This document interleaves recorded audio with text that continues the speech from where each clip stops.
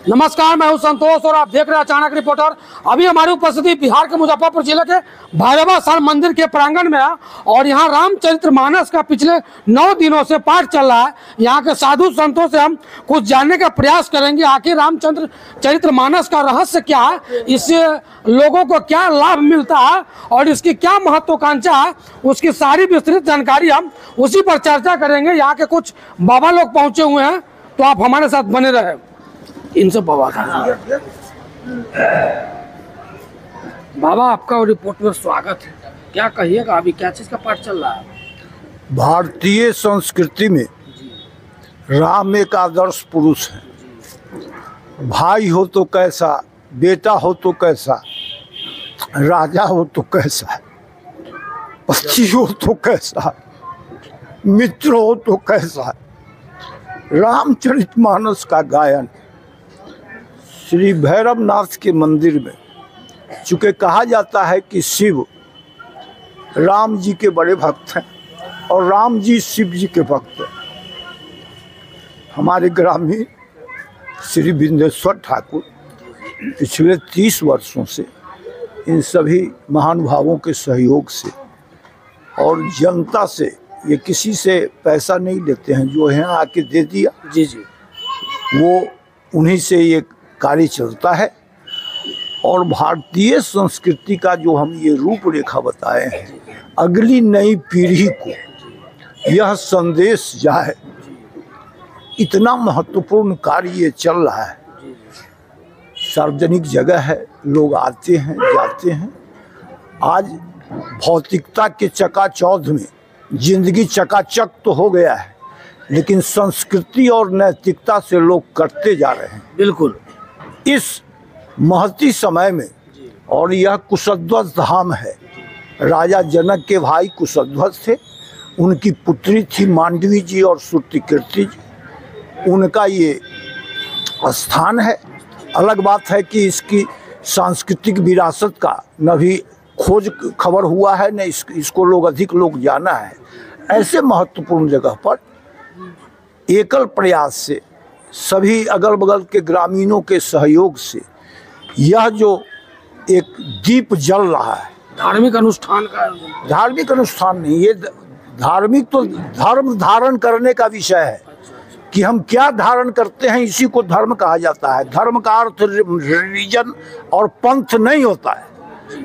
तो ये इस धर्म की ध्वजा को यहाँ पर फहराने का जो ये प्रयत्न कर रहे हैं, ताकि आगे वाली जो संस्कृति है, हमारे जो भावी पीढ़ी के युवक बनेंगे, उनको यह संदेश जाए, राम के जीवन चरित्र के बारे में उनकी जिज्ञासा हो, जानने का प्रयत्न करें। इस विषय का एक महान कार्य श्री बिंदेश्वर ठाकुर लता जी के द्वारा और इन सबों के सहयोग से हो रहा है। यह एक बहुत श्रेयस्कर कार्य है, सारे लोगों का इसमें सहयोग मिलता है। आगे की अभी जो जनरेशन है वो इससे जो है दूरी भाग रहा है, इससे लगाव नहीं है, उस विषय में क्या कहिएगा बाबा? नहीं, ऐसे ही करत करत अभ्यास से जड़मती होत सुजान। पहली पाठशाला होती है परिवार। आपके माथे पर तिलक है, अभी तो आप भी तो युवा हैं।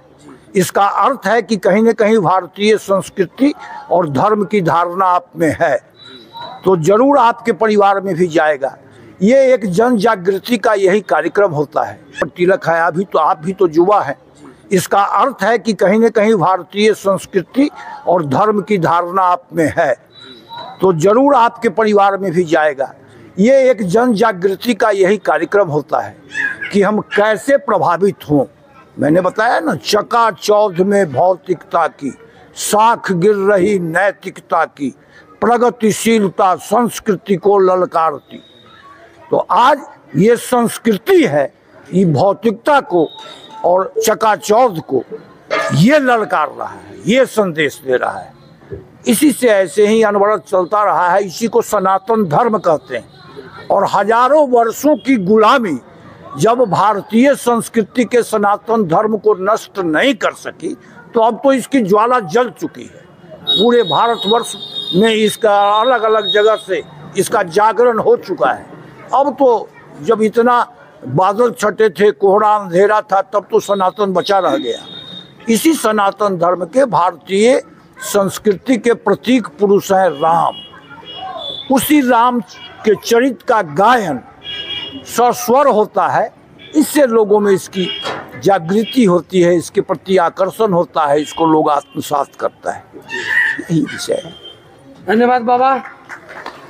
और कुछ बाबा से हम जानने का प्रयास करेंगे। धन्यवाद है जो कि राजखंड के बिंदेश्वर ठाकुर जी है, जो कि पिछले 30 वर्षों से यहाँ रामचरित्र का मानस पाठ का जो है लगातार ये अपने कोष से करवाते हैं, और जो भी होता है यहाँ के ग्रामीणों के सौजन्य से, लेकिन पिछले 30 वर्षों से लगातार ये रामचरित्र का मानस का जो पाठ करवाते हैं, काफ़ी धन्यवाद के पात्र हैं। और आप वीडियो के माध्यम से अगर देख रहे हैं तो बाबा को आप धन्यवाद दीजिए। क्या कहेंगे बाबा, आप ऐसा जो काम किया है, हमको नहीं लगता है शायद कोई व्यक्ति कर पाता होगा।